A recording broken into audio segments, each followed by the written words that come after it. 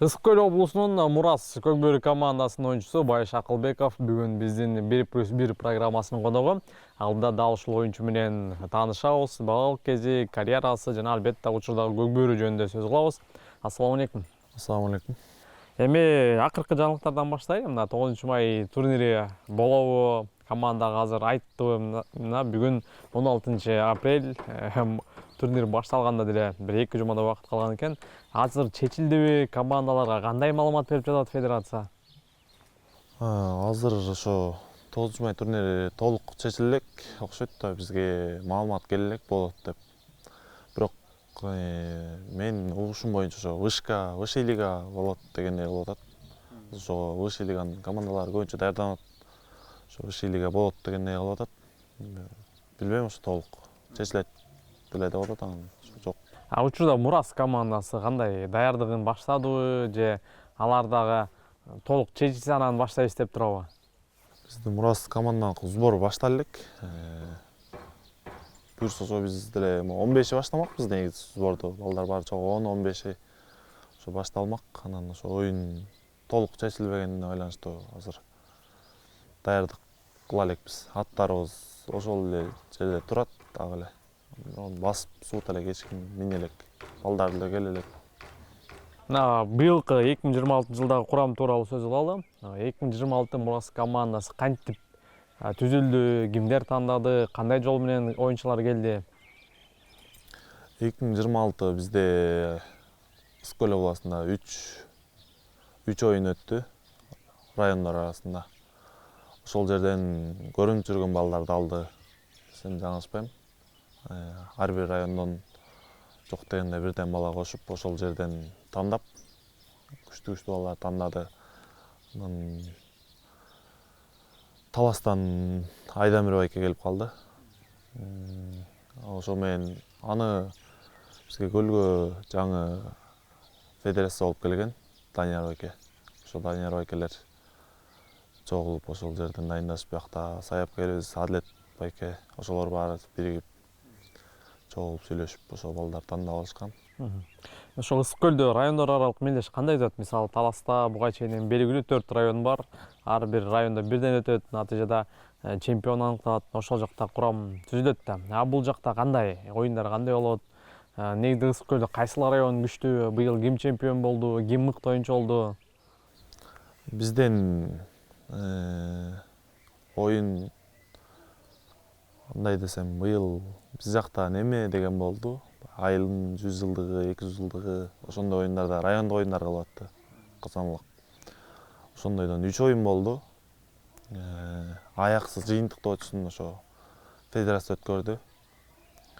Ошондо деген ошол жерден 3 жолу эле түп утту. Түп район, Түп Аксу финалга чыгып, ошо түп 3 жолу утту. Түптө кимдер бар? Кимдер алдыга сүрөдү? Ким мыкты оюнчу, мыкты ат болду? Түптөн Сагын Исабеков, Назар Кошунбаев, Назар, Тилек Кошунбаев, Кадырбек уулу Бешеке, ошо ага барыбыз, Чолпонбаев Билек, ошолор бар, күчтүү балдар, лигада чаап жүргөн балдар, ошолор. Ал жерден бизден түп утту, анан ошол жерден мыкты оюнчу болгондон бир жолу ошо бизден Аксу районунан Давлетбеков Темирлан деген ошо лазер аргымага минип ошол мыкты оюнчу болду. Калгандарын Сагын Исабеков болду, Назар Кошунбаев болду. Ошо курамды түптөгөндө ошол түп районунун оюнчуларын негиз кылып ошол жактан көп алдыбы же ар бир райондон 2ден бала, 3дөн бала деп ошондой эреже менен түзүлдүбү? Жок, негизи түптөн 3 бала чыкты. Аксудан 3өбүз. Калганын Жетөгүздөн, Тоңдон, Ар бир райондон бар, ошондой болуп толукталды курам. Айдамир кантип келип калды? Ким чакырды? Же ошол жекеме-жеке өзү Ысык Көлдө жок болуп калып, анан айда жок чакырылдыбы?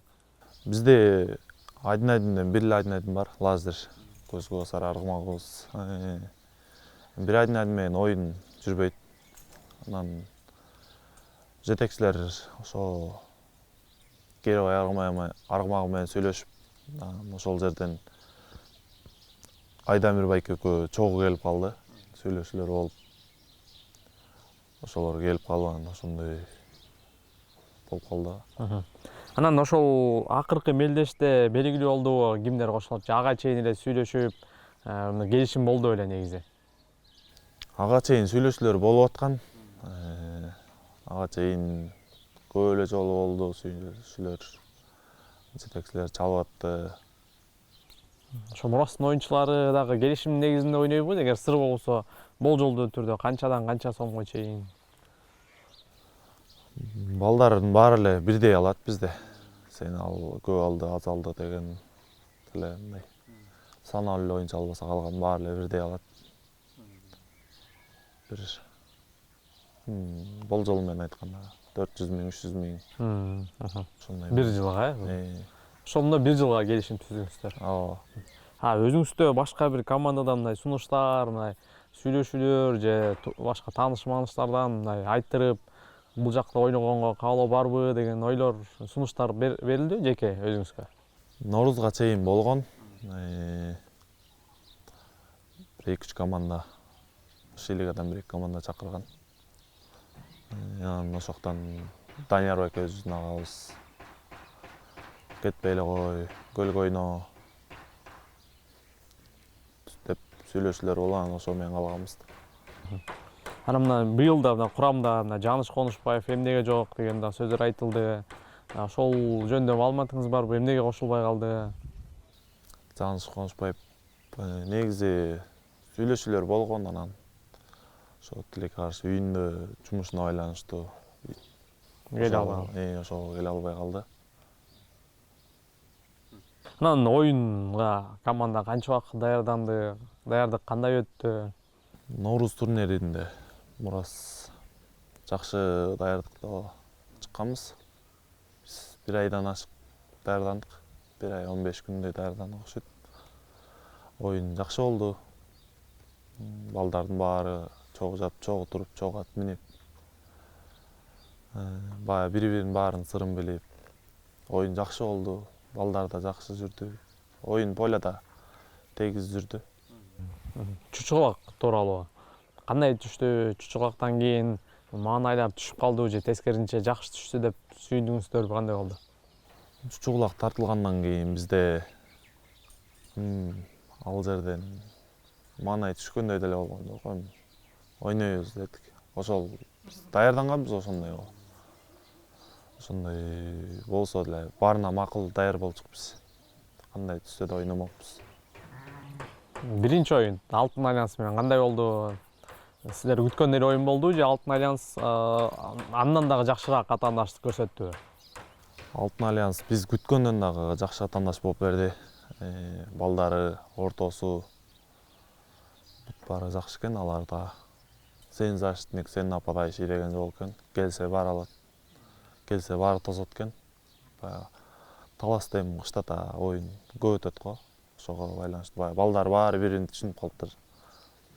Бирөө сеңсе, бирөөсү тосуп, ушундай экен. Баары бири-бирин жаттап алышыптыр да. Эмненин негизинде утуп кеттиңиздер деп ойлойсуз? Бизден жекеме-жеке Күчтүү окшойт да. Жекеме-жеке күчтүүрөөк болуп ошо. Жекеме-жеке менен чечилди окшойт оюн. Достук менен болгон бетир. Эми достук билесиздер күчтүү. Кыргызстан курама командасынын оюнчулары келген. Достук командасы менен беттеш алдында жеңишке жетебиз деген үмүт бар беле? Достук менен жакшы маанайда чыкканбыз. Эми жеңбесек дагы жакшы оюн тартылайлы деп чыкканбыз. Анан оюн жакшы болду негизи достук менен. Биз күткөндөй эле оюн болду. Ошо бир аз каталары болду, эми алар эметпегенде жакшы оюн болду. Ошол ортодо кызычуу болуп, анан кийин эки команданын четтетти да. Ошол маселе эмнеден улам чыкты? Мисалы, сыналгыдан көргөндө мына эч нерсе деле түшүнүксүз болду. Ортодо мына мисалы айдан бир алып чыгып андан соң аутка чыгып кетти. Анан ошондо эмне маселе болду? Сиз ошол учурда оюн талаасында эмеспи, алмашууда турдуңузбу? Алмашууда тургам мен. Ошол Айдамир байке улакты алып чыгып келатканда артынан Айдамир байке кыйкырды, колду кармап келатат депчи. Ошо менен эле аутка келип, аутка чыгышты. Анан ал жерде мындай камчылашып согушуша турган деле нерсе болгон жок. Аттар менен коюшуп эле түшүнбөстүк болуп эле бир аз урушуп коюштук. Аттар менен элечи, атак. Андай нерсе Ошондо кимден башталды? Эки команда бардык эле оюнчулар 24 оюнчудан катышты. 24 оюнчу баары эле баягы түшүнбөгөн, бири-бирин түшүнбөй эле аралашып кетти да. Мындай себеп деле эч ким түшүнбөй элечи, баары бири-бирине аралашып кетип эле ошондой болуп калды. Ал жерде мындай бири-бирин чаап, тээп андай эчтеке болгон жок. Себеп же ошол колдон кармады деген эле болгон экен. Ошондон эле болуп калды. Андан кийин кайрадан мындай сүйлөшүүлөр болду достук командасы менен. Анан оюндан кийин кайрадан ошол уруш мындай уланып кеткен жокпу? Кандай болду? Жакшы эле? Жок, андан кийин оюн бүткөндөн кийин достук менен Мурас бир сарайда турдук. Чогуу эле кадимкидей эле мурункудай эле баарыбыз киришип чыгышып, сүйлөшүп, тамашалашып жүрдүк. Ал жерде эч кандай бүткөндөн кийин ызы чуу да болгон жок, таарынычтар да болгон жок. Андан кийин бүт баарыбыз бири-бирибизден кечирим сурашып, андан күндөгүдөй эле жүрдүк. Эми Мурас ошол утулду, анс деле жарым финалда ойномок эмес. Анан достуктун оюнчулары мына силердин айыңардан жарым финалда ойнобой калдык деп мындай таарынышкан жокпу? Жок, андай болгон жок. Андай таарынычтар деле болгон жок го дейм. Биз ошол жерден кетип атканда достук менен барып жолугуп, сүйлөшүп, коштошуп анан кеткенбиз. Анан ошо буга чейин да интернет желесине кээ бир сөздөр чыгып жатат. Эми ошол мелдештен четтеткенден кийин достук менен Мурас кийинки мелдеште биринчи лигада ойнош керек деп. Анан ушул жөнүндө мындай жетекчилик же федерация тараптан кандай болду? Эгер 9 май турнири боло турган болсо, достук Мурас жогорку лигада ойнойбу же биринчи лигага түшөбү кандай? Биз башында укканда эч ким түшпөйт, баары эле вышкада калды. Болгон бир оюн. Болгон бир оюн ошол оюндан четтетилди деп укканбыз. Андан кийин ар кандай сөздөр болот, бирок аны деле толук билбейм да, толук маалымат жок да. Оюн чечилсе билинет болуш керек. Эми мына өзүңүзгө келсек, биринчи өзүңүз менен таанышалы. Кайсыл жылы, кайсыл айылда төрөлүп өскөнсүз? Кандай үй бүлөдө чоңойдуңуз? Мен 2002 жылы 21 июнда Ак Суу районуна караштуу Акчы айылында төрөлгөм, Ысык-Көл облусунда. Ошол жерден чоңоюп өсүп, ошол мектепте окуп, ошо айылда эле мал багып эле жүргөн, аттын үстүндө эле жүргөн бала болчук. Үй бүлөдө ата энеңиз эмне ким болуп иштешчи? Канча бир туугансыз? Мен үй бүлөдө 8 бир тууганмын. 8 кичүүсүмүн, эң кичүүсү. Биз үйдө эле мал чарба менен жайлоого чыгабыз. Жайкысын, кышкысын айылда эле, үйдө эле. Ошо атаңыз же байкелериңиз улак ойногонбу? Буга чейин спорт менен машыккандар болгонбу негизи эле сиздин? Менден улуу байкем тартат. Азыр ошо бутунда мурун жаракат алган. Бирок чоң оюнга чыга алган жок, бирок тартат. Райондордо, айылдарда тартат. Атам жаш кезинде тартчу, анан тайкем тарап көп тартчу. Тайкем мурун кыйын ойношкен. Командаларда ойногонбу? Жок, командада эмес, айылда эле. Ошо айтат, мындай балбан киши болчу депчи. Азыр деле бар эми. Ошо балбан болчу деп. Ошо көбүнчө ошо тайкем окшоштурат. Улак болгон кызыгуу кантип пайда болду? Албетте ат минип чоңойдуңуз, анан улакка болгон качан көрдүңүз, качан билдиңиз ушундай оюн бар экендигин? Мен кичинекей кезде эле көчөдө ойноп жүргөн кезде эле айылда аламан улак болчу, көчөмө көчө тартышып. Ошол маалда эле аттар чаап өтсө эле аркасынан ертип жөө, айыл диги башына барса диги башына жөө, биягына барса биягына жөө, ошолорду ээрчип эле жүрчүмүн. Ошол маалда үйдө бир ат бар болчу. Биздин баарыбыздын жакшы көргөн бир атыбыз бар болчу. Ал ошо улактын аты болчу. Ошону атам алып барып улактан бизге берчү эмес, айылдан кыйын тарткандарга берчү. Биз кичинекей болчу ал кезде. Ошолор минип чапса, ошо атты көрүп эле ошолордун аркасында жүрчүп, аламанды көрүп. Ошондон улам кызыгуу башталды. Ошондо сиздердин айылыңызда аламан болчу эле же жер болуп? Аламан Аламан болчу. Кандай мына азыркы мына Ош тарапта өткөн аламандын эрежесиби же сиздерде башкача эрежеби? Жок, бизде бул неме да. Теке алып барып тастайт. Ошону ким алып кетсе, ошол алып кетет. Ошондой болчу. Ошолорду ээрчиштик. Өзүңүз биринчи жолу ойногон ошо улак тарткан канча жашыңызда эсиңиздеби? Ушундай жер улактарга катышкан. Мен ошо кичинекей 6-7 класс кезинде эле ойноп баштагам. Ошо аламан көп тарттык биз жайлоодон. Аламан тартып, ошо жардам бере албасак дагы Аралашып эле, аралашып бирөөнү тоозуп берип, ошол жакта агаларыбыз бар болчу аламанда. Жайлоодон чогуу тартчубуз. Ошолор мындай кыл, тигиндей кыл десе, ошолор менен жүрүп чогуу өсүп, агам, бир тууган агам дагы тигиндей кыл, мындай кыл деп ошол маалда үйрөтүп турчу. Ошондон улам ушундай. Тайгазанга алгач жолу качан ойноп калдыңыз?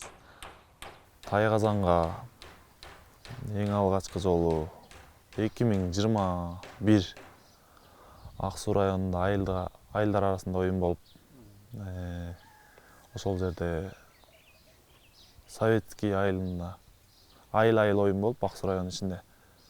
Ошол жерге барганбыз. Биздин айылда ал убакта балдар аз болчу, улак тарткан балдар аз болчу.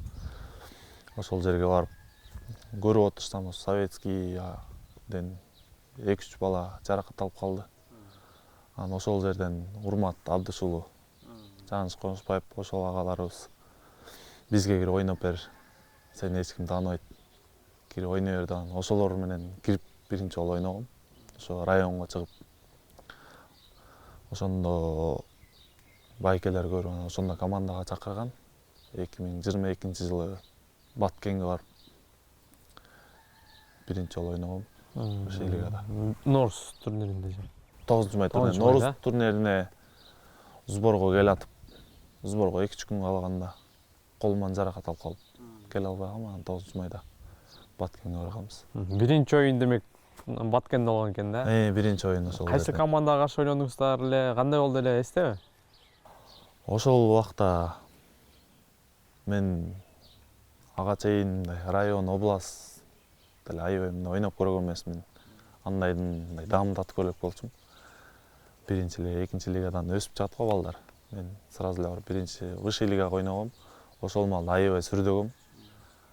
Биринчи жолу командага барып алып, аябай сүрдөп, оюнга чыгып атканда, гимнди укканда жүрөктөр титиреп, колдор калтырап, оюнга чыгып анан бир удар жегенде баарын унутуп анан оюнга аттанганбыз да.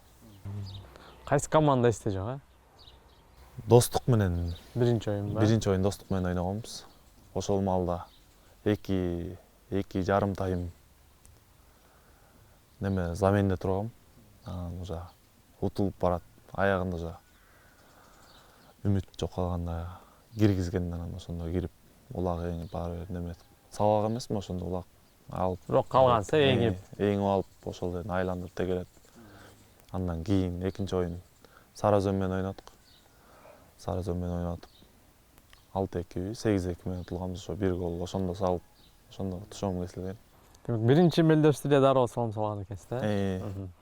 Андан кийин башка дагы ошол жылы башка оюндарда ойнодуңузбу? Ошол жылы Көчмөндөр оюндар болуп калды да. Ошол жылы көчмөндөр ойногондо биз ошол жерден утулуп биринчи лигага түшкөнбүз. Биринчи лигага түшүп, Нарын жергесине барып, Нарын жерден ошол жерден ойногонбуз. Мурас биринчи Алтын Альянс менен ойногонбуз. Ошол жерде Алтын Альянс менен жакшы оюн болгон. 3-4-5 эсеби менен утулганбыз. Ошо Алтын Альянс алып, биз алып, Алтын Альянс алып, ошондо 3 гол салып, анан менин атым токтоп калган Алтын Альянс. Ошол жерден утулганбыз да. Андан кийин Акшумкар менен алардан да утулуп анан ошол менен кеткенбиз. 2023 ошондо биринчи лигадан баштадыңыздарбы? Жок, кайра себептер болуп калып, Акшумкар беле ошол чыкпай калып, Алай беле ошол чыкпай калып анан кайра Высшая лига чыкканбыз Ноорузда. Мисалы 2022-жылы кандай? Келишим жок, мына бекер эле ойногонсуздар. Ооба, 2022-2023. Кийинки жылы дагы. Мындай эле ойногонбуз, андан кийин анан 2024 ошо Рустам байкелер келген командага. Рустам байке, Аскат байке, Фархат байке үчөө келген. Анда дагы Мурас жакшы түптөлүп чыккан. Анан тилекке каршы ошо аттарыбыз туура эмес болуп калып, оюн жүргөн жок ал жылы. ошол мисалы Аскат Аскаров, Рустам Тыналиевдер келди, күчтүү оюнчулар келди. Мурас жок дегенде мисалы 3-орунга атаандаш болот, ошол эле ынтымак достуктарга мыкты туруштук берет деген ойлор айтылган. Бирок мурдагыдай эле башка командалар ишенимди утту. Эмне болду ошол жерден? Сайыпкерден кеттиби? Же оюнчулар өздөрү деле туура эмес ойноштубу? Ал жерден Сайыпкерден деле кеткен жок. Ал жерден ошо бирибиз түшүнбөй. Даярдык негизи көп эле болду. Даярдык 1 айдай болгон. 1 айда бири-бириңиздерди түшүнө алган жоксуздарбы? Түшүндүк, бирок аттарыбыз туура келген эмес да. Өзүбүздүн аттарыбызды мине албай, анан оюнга чыгып алып обуштуруп минип, ошо менен оюн жүргөн эмес да. Анан кийин 2025-жылы эмне болуп Мурастан кеттиңиз? 2025 Норуз аз калган. Мурас чыгат чыкпайт болуп. Эч ким чалган жок. Мага ошол жерден ким? Тургунбаев Эржан байке чалган. Сары Өзөнгө кел, чогуу тарталы деп. Анан ошонун себеби менен келип калганбыз. Сары Өзөндө сыры болбосо ошол Мураста 2024-жылдагы алган акчадан кандай? Көбүрөөк беле, азыраак беле? Сары Өзөндөн көбүрөөк алдым анан. Азыркыдан да көп, Ооба. Азыркыдан да көбүрөөк алганбыз. Ошол жылы мына 2025 негизи 3 мелдеш болуш керек болчу да, бирок бирөө эле болуп калды. Анан 2 оюн болбой калды деп сүйлөшүлгөн акчадан кемитип салышкан жокпу? Кандай болду ал жагы негизи? Жок, андай эле болгон жок. Ошо айтылган Сумманы берди. Сумманы беришкен. Сары Өзөн үчүн бир эле турнир ойноп калдыңыз. Кандай болду? Канчалык деңгээлде ойной алдым деп ойлойсуз? Ал жылы мына Сары Өзөн Шахтердон да утулуп калды, жарым финалга да чыкпай калды. Эми көпчүлүк көрөрмандар нааразы болду да. Буга эмне себеп болду? Биздин ошо даярдыгыбыз деле болгон жакшы эле. Жеке мен ошол 31-августка эгемендүүлүккө ошо бир байкенин атын алып келип, суутуп дайындап минип аткам. Оюнга алып барып, көлгө барып, биз бияктан даярданып, анан оюн алдында көлгө барганбыз. Көлдөн бир тренировка кылып атканда, ошо оюн ар жагында аз эле калган. Ошол жерден атым кокустап калды. Оюн талаасына чыкпай калды, анан чукул убакта ат чыкпай калды. Ат чыкпай калган ошол жерден көмбөгөн ат минип алдым. Ошол менен оюн жүргөн жок. Башкалардыкы да эмне себептен жүрбөдү? Же башкалардын аттары жакшы болбой калдыбы, кандай болду? Бизде оюн башында жакшы эле жүрүп баштаган. Балдар жээкте заменде турган бала чаржайт болуп кетти окшойт да. Ошондон улам эле утулдук. Анан кийин ошол 2025 бүткөндөн кийин Сары Өзөн кандай келишим узамталы деген сөздөр болдубу же? негизи ошол убактагы жетекчилер айткан, кийинки жылдагы сүйлөшөлү деп. Анан ал жетекчилер алмашып кетти. Көлдөн дагы байкелер чалып, быйыл көлгө ойноо деп ошо менен калдык. Эми мына ошол көкбөрдө башкы ролду ат ойнойт да, мына ат окшошпой жатат деп. Негизинен эле өзүңүзгө кандай ат жагат? Кандай атты издеп жүрөсүз дегендей? Мен өзүм гүлүк ат. Ооз элпегирээк болсо, гүлүк ат болсо. Эмес. Негизи эле ошо оюнда жакшы ат туш келет, анан ошо оюнга жакын эле бирдеке болуп калат, кокустап калат. Ошентип эле көнбөгөн атка минип эле жылда эле ушундай да, оюнга чыгып келатканда эле. Башында жакшы ат минем, анан оюнга аз калганда эле ат алмашып кетет да. Ошо мисалы буга чейин мына кайсыл аттарды миндиңиз, мына көңүлгө толгон ат болдубу негизи эле мына 4 жыл ичинде? Көңүлгө толгон ат 2023 Норуз турниринде Аракет деген ат минем. Абдышул Урмат чапкан ат. Назар Кошунбаев чапты. Мыкты ат болчу, чынында мыкты ат болчу. Ошол ат менен жаккан да, ошол ат тандем болгонбуз деп эсептейм да, жакшы болчу. Андан кийин ал ат ошол турнирден кийин оюнга чыкпай калды, өлүп калды. Ошол менен чыккан жок. Андан кийин өзүм бир ат мингем. Көлдө оюн болуп ошондо бир ат мингем. Чүйдөн алып барып көлдө калган ат байкебиздин аты болчу. Анан ошону быйыл 2025-26 оюнга алып келебиз, Норузга сатып алып келгенбиз. Тилекке каршы ошол полядан кетип баратып эле өлүп калды. Оюнга чейинки эле Оюнга чейин, оюнга аз калганда ошо тренировка кылабыз деп поля курукта бастырып баратканда эле, курукка бастырып чыкканда эле кетип баратып эле өлүп калды. Эмне болду кийин мындай ошо вет врачтар айтты, эмне себеп болду? Вет врач айтканда эчтеке деле себеп болбой калды, ошол биздин ой көз тиеп эле өлүп калды деген натыйжа чыгып калды да. Ошону канча сомго сатып алдыңыздар эле? Команда сатып алды беле же жеке өзүңүзбү? Мураска келген ал ат $11.000 алып келишкен. Ал ат өлдү. Андан кийин өзүм чаап жүргөн Аргентина аргымагыма чыккам. Ал кимдики? Ал ошо көлдө эле бир байкебиздики болчу. Аны минип чыгып. Ошол ат менен райондордо ойногонсузбу ошондо? Жок, аны көп эле чаап жүргөм. Андан кийин ал дагы оюнга 2 күн калганда аксап калып, кайра ат жок болуп калды. Кайра ат издеп, ошо оюнга 1 күн калганда ат таап барганбыз. Кайсы ат менен ойнодуңуз ошондо? Чүйдө школада Сагын Байкенин атын алып барганбыз. Кара атын алып барып ошо менен чаптык. Кандай купуңузга толду? Ат жакшы экен ау. Болгону аны түшүнүүгө убакыт жетпей калды. Анын үстүнө көнүп неметкиче оюн кыска убакыт болуп калды анан. Учурда мисалы эми 9-май турнири болуп калса, кайсыл атты ойнотобуз? Учурда ат барбы? Учурда ат азыр карап атабыз. Азыр бир атыбыз бар, ошо Норузда достук менен оюн болуп атканда минип чыктык, Арча деген ат. Ошону минип чыгабызго деп атабыз, буюрса ошо менен чыгам болот. Ал кимдики? Мурастын командасыныкы. Ал Мураска келген, ошо былтыр 2023 Норузда Мирлан Сраждинов чапкан. Ошол ат быйыл буйруп Мураска келген. Ошону минип атабыз.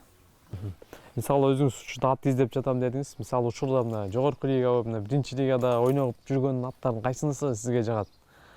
Ушул атты минсем деп мындай. Жогорку лигадан көздөп жүргөн ат көп эле.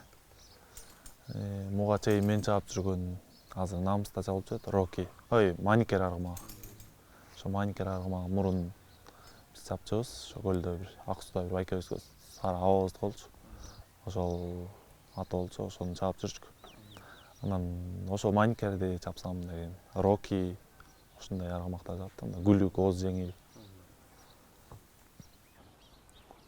Анан 2024 Астанада көчмөндөр оюндарында дагы бардыңыз. Ошол жакта кантип чакыруу болду мисалы? резервдеги оюнчу катары бардыңыз да. Негизинен эле эң алгач ошол улуттук курамага кирем деп ойлонуңуз беле негизи? Жок, ошол жылы бир башка бар балдар чогулгандан кийин биз жарым айдан бардык. Рамис байке чалды. Ошондой көчмөндөр келип. Өзү чалды, федерация. Жок. Рамис байке чалды. Жайлымышым. Таласта Эрлан байке чалды. Анан ошо менен келгенбиз. Эмне деп чакырды эле? Ошо курамга кошулдуң деп же? Курамга кошулдуң кел, сборго кел. Эртең мончада бияка кел деп анан Бишкекке келгенбиз. Бишкектен текшерүүдөн өтүп анан клубга барганбыз. Ал жакта канча убакыт машыктыңыз? Демек 26 улакчы машыгып, анан 24 негизги курамга кошулду ошондо. 24 негизги курамга кошулуп биз резерв болуп барганбыз. Анан бияктан жекеме-жекеге чыгып калдык. Биякта машыгуу кандай болду? Ошол 26 оюнчунун ичинен 24-үн алдын эле белгилөө эле сиздер ушу келгенде сен резерв болосуң деп. Жок. Же машыгуудан кийин жакшы көрсөтсөң курамга кошуласың деди эле. Кандай болду эле? Бизде деген башында ушу чогулганда 24 болгонбуз. 24 болуп чогулуп анан ошол жерден айдын-айдындарды минген бала жок болуп калды. Краз менен Акбураны минген бала жок болуп калды. Анан Бексултан менен Эржан байке келген. Ошол менен биз резервге калганбыз. Негизи сиз мына жекеме-жекеде деле чыга аласызбы? Же буга чейин ойноп көргөнсүзбү же бир гана чабуулбу? Буга чейин жекеме-жеке эле ойногонбуз. Ошо Актилек аргымагы бар. Ошо менен Жалал абадтан жекеме-жеке ойногонбуз. 2024 миллион аргымагы менен Көлдөн жекеме-жеке ойногонбуз. Эми толук эмес, албак салмак ойноп. Ошондо мына машыгууда мына Красты, Акбураны мына минип көрдүңүзбү? Же Акбураны минип көргөн жокмун, Кразды минип көргөм. Эржан Тургунбаевда эч ким иштете алган жок. Ошондо Эржан Тургунбаев келген. Мына Крас мына өткөнкү турнирде мыкты болду да. Мына ошондой эле мына Крастын мыктылыгын көрдүңүзбү машыгууда? Краздын мыктылыгын ооба, ошол убакта эле көргөм. Ошол көчмөндөргө даярданып атканда Кразды бир-эки жолу мингем. Минип ошо Астанага барганда да жекеме-жеке минип чыккам. Ошол жекеме-жеке мелдешинде ошол Крас менен чемпион болдуңуз. Ошо Кразды минип чыгып, ошол жерден чемпион болгонбуз. Мына ошол мелдеш кантип болуп калды? Мына буга чейин ошол бияктан эле белгилүү болду эле ошол ушундай турнир болот, жекеме-жеке сен чыгасың деп. Же тияк баргандан кийин билинип шашылыш эле чыгып калдыңызбы? Мага бияктан чыгып атканда ким Каныбекке чалган, Каныбек. Ушундай жекеме-жеке болот экен, сени жаздырып коеюн деп макул дегем. Анан Астанага барганда башында атым Актилек деп, аттын аты Актилек деп жазылган. Анан Актилектен күчтүү аттар чыгып калып, анан ошол жактан сурап Краз менен чыккам. Актилек да барды беле, Астанага алып бардыңыздар беле? Актилек Өзбекстан командасы менен барган. Башында ошону минем деп ойлогонсуз. Ошону минем деп ойлогом. Андан кийин кайра ошо Краз чыгып калды, ошо Краздын менен чыккам. Ал жакта кандай болду? Канча адам катышты? Канча эреже кандай болду? Биздикиндей элеби? Биздикиндей эле. Бизде улакты басып чыккандан кийин жармашып чыксаң 2 упай берет. Ал жерден 2 жолу эле басып чыгып карматсаң деле 2 жолу басып чыксаң утасың. Бир ондой мамлекеттен катышкан. Казакстандан 2 бала. Ар бир мамлекеттен бирден бала, Казакстандан 2 бала чыккан. Биз чыгып келип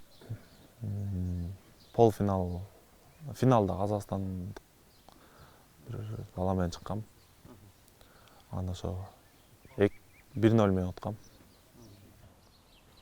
Ага чейинкилер оңойлуу болду. Ага чейинкилер оңойлуу болду. Андан кийин ошо финал кыйыныраак болду. Аты да күчтүү экен, бала да күчтүү экен.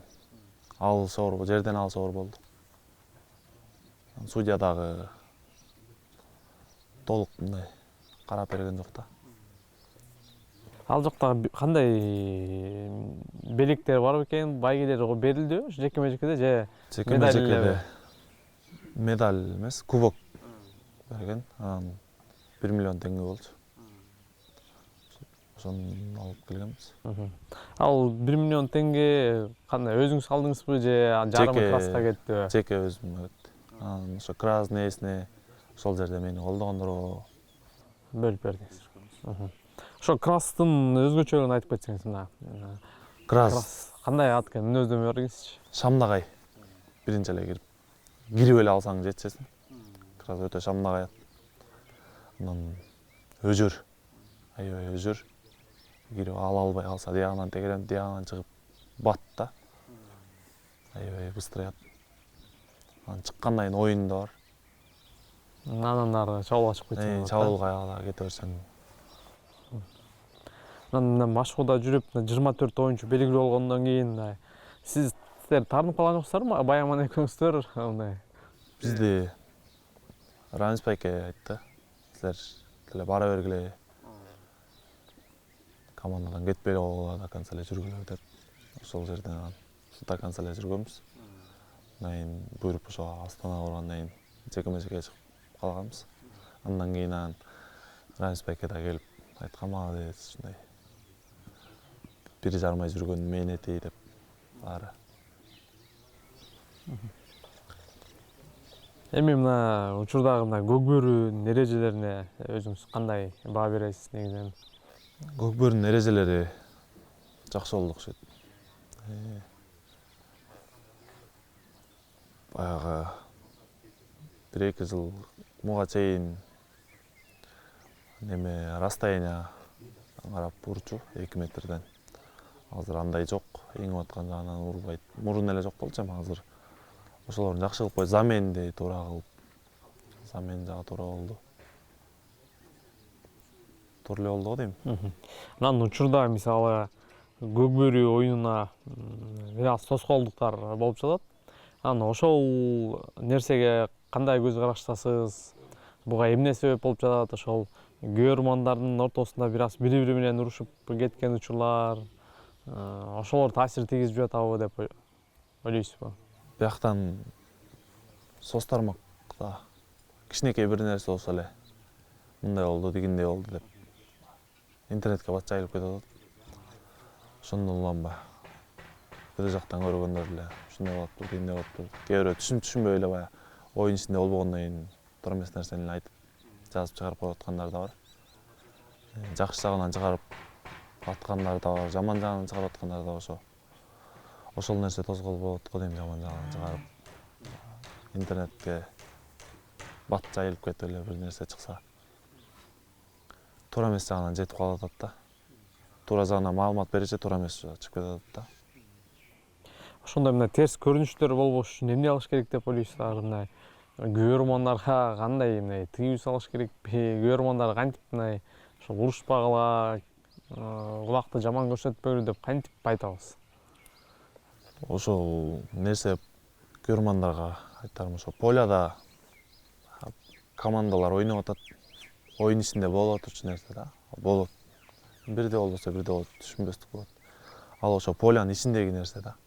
Полядан чыккандай баары бирдей да. Дос. Мисалы оюн ичинде бир аз жолуп кетсе, оюндан чыккандан кийин бири-биринен кечирим сурашып, кучакташып кетип атышат. Ошону ар жагын көрбөй эле бер жагын чыгарып коюп атат да. Ошол нерселерди туура жагынан чыгарып, ошолор туура мындай неметип койсо эле жакшы го дейм ар жагы. Анан сиз мына кичинекей кезден баштап атка жакын болуп чоңойдуңуз. Ошо атты мына таптоо, мына сайыпкерлик жакка кызыгуу барбы? Анан жеке өзүңүздө мына сиздин үйүңүздө мына аттар барбы? Негизинен өзүңүздөр да карайсыздарбы? Өзүбүздүн үйдө сайыпкерлик жакка деле кызыгуу. Акырындан үйрөнүп атабыз. Көрүп атабыз сайыпкерлерден көрүп. Мындай кылса туура болот экен, мындай кылса туура болот экен деп. Билбей жүргөн нерселерди үйрөнүп атабыз. Өзүбүздө үйдө ат бар, аттар бар. Апам экөөбүз карап чабабыз. Мен жокто абам суутат, абам жокто мен суутам, экөөбүз салмак суутуп чабабыз. Ошол мына чоң оюндарга мындай даярдап чыгууга азырынча тажрыйба жетпей жатабы? Тажрыйба Же чоң оюндарга даярдаш үчүн ошол таза кандуу аттарды алыш керекпи, кандай? чоң оюнга деп даярдап атабыз. Азыр буюрса кийинки жылкы чыгарсакпы деген ниеттерибиз бар. Үйдө ошо 2027-ге Нооруз турнирине минип чыксам деп даярдап атабыз. Ушул Нооруз турнирине минип чыкмакмын. Тилекке каршы ага даяр болбой калды. Ошо кийинки жылкы буюрса даярдап чыгабыз.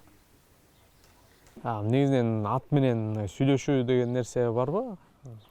Ооба, биз тоого чыкканда ат минип чыгасың, жайлауда жүрүп эрегесиң. Отуруп ат менен сүйлөшүп, карап, тазалап, айылда жүргөндө эле, үйдө жүргөндө эле, сбордо жүргөндө эле аттарды карап, бир маал эле аттардын жанында туруп, чөп кандай жеп атат, жем кандай жеп атат, ошолорду карап, ошолор менен турабыз. Ат менен түшүнөт, бирок эмне кылыш, кандай кылыш деп айта албайт да. Ошол. Эгерде мына ошол буга чейин болду, мисалы командада жүрүппү же өзүңүз бир ошол жакшы көргөн атыңыз сатылып кетип же ошо өлүп калганда кандай сезимдер болот? Ошондой учур болду беле буга чейин? Ооба, андай учур көп эле болду. Ушул кече жакында эле Нооруз турнирине азга барганда ошол атты аябай жакшы көрүп, мээнет берип багып аткам. Аны мындай биздин балдар курукка кирсе менен өзүнчө көл жейки бастырып, өзү дагы сулуу, анан өкүм жылкы болчу да. Өзүнчө көл жейки бастырып ушинтип жүргөм. Анан ошол бир жолу курукка чыгып бастырайын деп, курукка чыксам, кетип барат эле өлүп калды.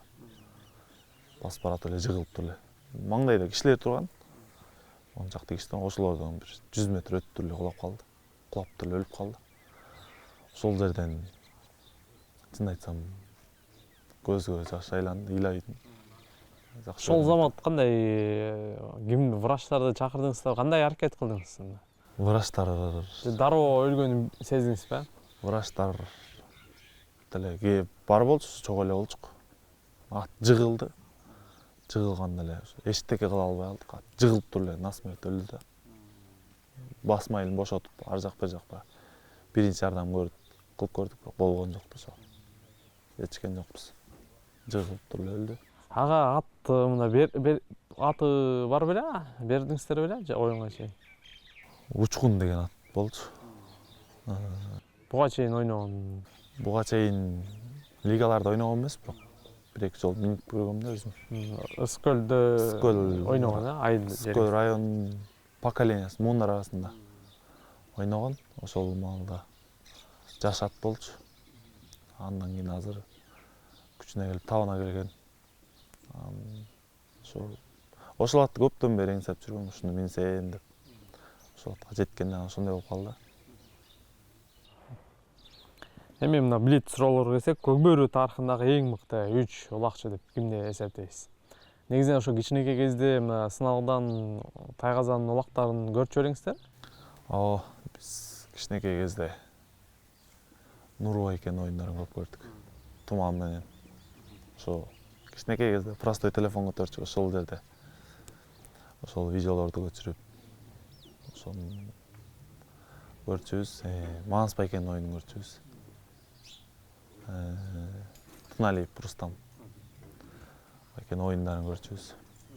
Ошолорду көрүп, ушулардай оюнчу болсом, ушул поляда ойносом, кичинекей кезде кыялым болчу, акулада ойносом деп.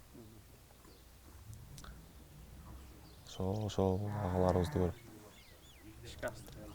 Биз жактан Урмат Абдышулу биз жака келип, улакка келсе, алардын тартканын көрүп, ошо аракет аргымагы менен ошол кезде ойночу Урмат Абдышулу. Ошол маалда ошол Урматовдун оюндарын көрүп, мен да чоңойсом ушундай улакчы болом. Ошол атты, ошол аракетти бир жолу минип көрсөм деп кыялданчумун. Учурдагы мисалы, учурдагы бүгүнкү күндө эң мыкты улакчылар ким болуп чыгат деп ойлойсуз? Учурдагы кыйын улакчылар, аз мыкты улакчылар, мыктарды аткандар.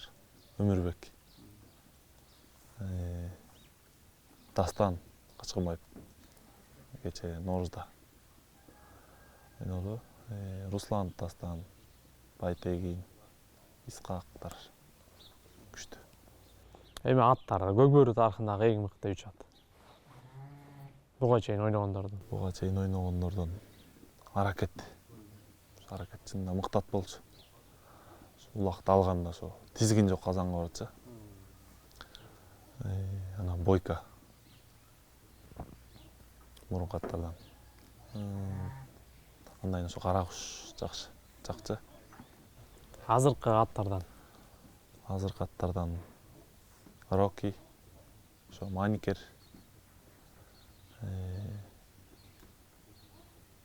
дагы бир ат.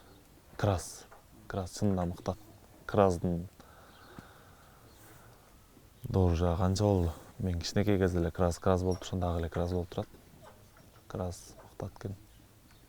Белгилүү франциялык жазуучу Марсель Пруст өзүнүн суроолорунан анкета түзгөн. Ошол анкетадагы кээ бир суроолорду берип көрөйүн. Сизге өзүңүзгө кайсыл мүнөзүңүз жагат? Кайсыл сапатыңыз жагат? Мен өзүмө жаккан мүнөзүм бирдекени мындай таарынып калбайм.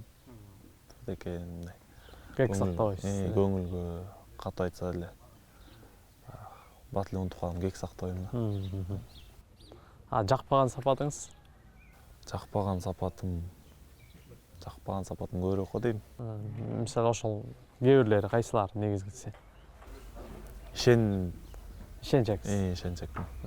Бир нерсеге бат ишене. Эркек кишинин кайсы сапатын баалайсыз? Эркек кишинин жөнөкөй болгону жакшы го дейм. Канчалык Даражаң көтөрүлсө дагы. Төбөң көккө жетсе да бутуң жерде экенин унутпа дейт го. Ошондой жөнөкөй оор басырыктуу болсо жакшы дейм. Кыз келиндердин кайсы сапатын баалайсыз? Кыз келиндердин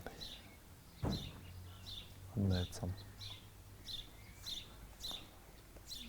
бизде азыр деле бар эми.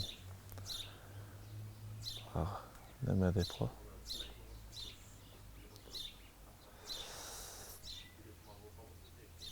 Кыз кишиники Кыйын бекен, кыйыныраак экен. Алардыкы деле ошол го дейм, жөнөкөй болсо. Жөнөкөй, характер.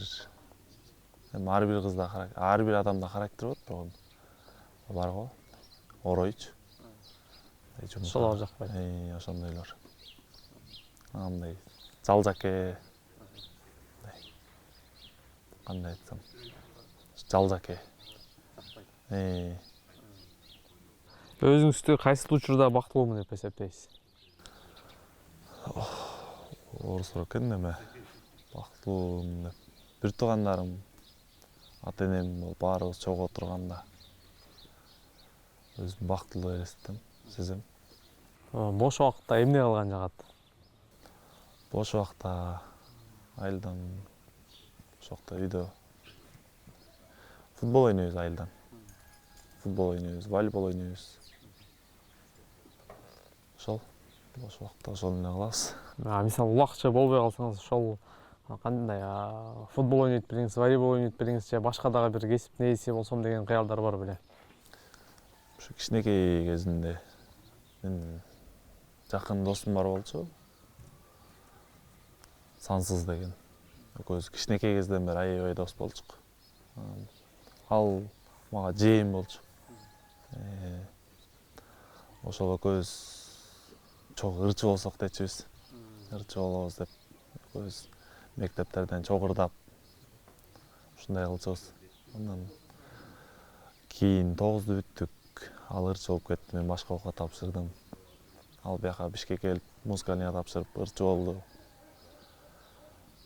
Ырдап жүрүп, жакшы ырлар жазып, жаңадан чыгып келаткан. Уже бир эки клип жаздырам деп чыгып келаткан. Ошол маалда кайтыш болуп калды. Андан кийин ошол жакшы болуп келаткан. Өзүңүз демек жакшы экенсиз да. Азыр командалар чогулганда ырдап берип турасызбы? Жок, андай эле ырдабайбыз. Биз өзүм негизи уялчакмын. Тартына берем да. Ырдап неметсе уяла берем. Бирок негизи жакшы жырдайсыз. Бул өзүм Өзүңүз көзүңүз баа бергенде жакшы жырдайм деп ойлойсузбу? кээде ырдап калабыз. Мурун кичинекей кезде ырда жазчубуз. Кичинекей кезде эмес, мектепте окуп жүргөн кезде ырда жазчубуз. Андан кийин көкбөрү кеткен баарын тастап. Азыр көкбөрү ойноп жатканда илхам келбей калдыбы? Көкбөрү ойноп жүргөндө илхам деле келбейт. Кээде ушу жайлоодон жалгыз жүргөндө ырдап калам. Демек музыкага жакын экенсиз. Кайсыл ырчылардын ырларын угасыз? Кыргыз ырларынбы же орус ырларын же Кыргыз ырларын, илгирки ырларды угасыз көбүнчө? Рысбай Абдыкадыров, Талайбек Турганов, Сыймык Бешекеевдин ырларын көп угам. Азыркы ырчылардыкынчы угасызбы? Рэп же болбосо азыркы Мирбек Атабек. Азыркы ырлардан угам. Нурлан Асип, Фриман ырларын угуп калабыз.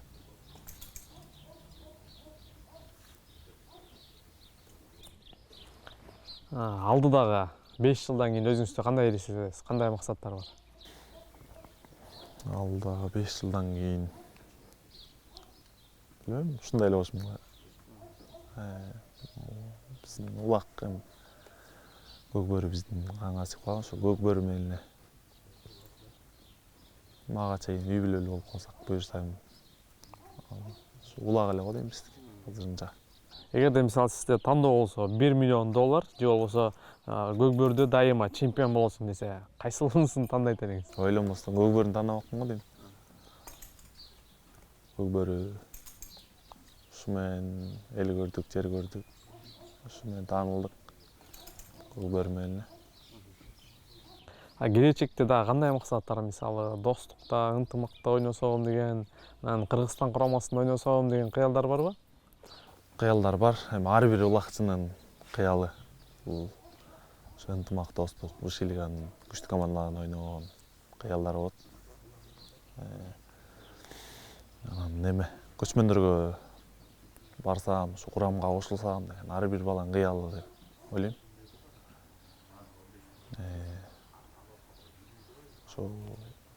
Ошондой эле болуш керек баарыныкы эле.